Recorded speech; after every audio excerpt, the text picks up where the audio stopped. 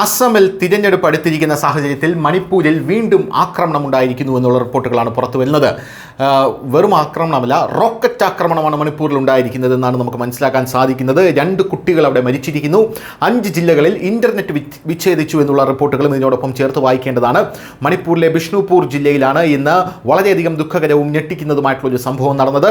തീവ്രവാദികൾ നടത്തിയ bomb rocket ആക്രമണത്തിൽ 2 നിരപരാധികളായിട്ടുള്ള കുട്ടികൾ മരിച്ചു. മൊയ്രാങ് ട്രോങ് ലോബി പ്രദേശത്ത് പുലർച്ചെ 1 മണിയോടെയാണ് സംഭവം നടന്നത്. ഒരു റെസിഡൻഷ്യൽ വീടിന് നേരെ ഒരു ലൈവ് ബോംബ് നേരിട്ട് പതിക്കുകയായിരുന്നു. സ്ഫോടനം വളരെ ഭയാനകരമായിരുന്നു. വീട്ടിൽ ഉറങ്ങിക്കിടന്ന 5 വയസ്സുള്ള ആൺകുട്ടിയും 6 മാസം പ്രായമുള്ള പെൺകുട്ടിയും സംഭവ സ്ഥലത്ത് തന്നെ മരിച്ചു. അവരുടെ അമ്മയ്ക്ക് ഗുരുതരമായ പരിക്കേറ്റിട്ടുണ്ട് എന്നുള്ള റിപ്പോർട്ടുകളും ഇതിനോടൊപ്പം ചേർത്ത് വായിക്കേണ്ടതാണ്. സംഭവത്തിന്റെ വാർത്ത പരന്നതോടെ പ്രദേശവാസികൾക്കിടയിൽ വ്യാപക രോഷമുടലെടുത്തു. നീതി ആവശ്യപ്പെട്ട് പ്രതിഷേധം ആരംഭിച്ച ജനങ്ങൾ അടുത്തുള്ള ഒരു പെട്രോൾ പമ്പിന് സമീപം നിർത്തിയിട്ടിരുന്ന 2 ഓയിൽ ടാങ്കറുകളും ഒരു ട്രക്കിനും തീയിട്ടു എന്നുള്ള റിപ്പോർട്ടുകളും പുറത്തു വരുന്നു. മൊയ്രാങ് പോലീസ് സ്റ്റേഷന് മുന്നിൽ ടയറുകൾ കത്തിച്ചും ഒരു താൽക്കാലിക പോലീസ് പോസ്റ്റിന് കേടുവരുത്തിയും പ്രതിഷേധക്കാർ തങ്ങളുടെ രോഷം പ്രകടിപ്പിച്ചു. ജനക്കൂട്ടത്തെ നിയന്ത്രിക്കാനും സ്ഥിതി കൂടുതൽ വഷളാകുന്നത് തടയാനും പ്രദേശമാകെ കൂടുതൽ സുരക്ഷാ സേനയെ വിന്യസിച്ചിട്ടുണ്ട് എന്ന് നമുക്ക് മനസ്സിലാക്കാൻ സാധിക്കുന്നു. ഇംഫാലയിലും മണിപ്പൂരിലെ മറ്റ് 4 ജില്ലകളിലെയും ഇന്റർനെറ്റ് വിച്ഛേദിച്ചു എന്നുള്ളതാണ് മറ്റൊരു പ്രധാനപ്പെട്ട കാര്യം.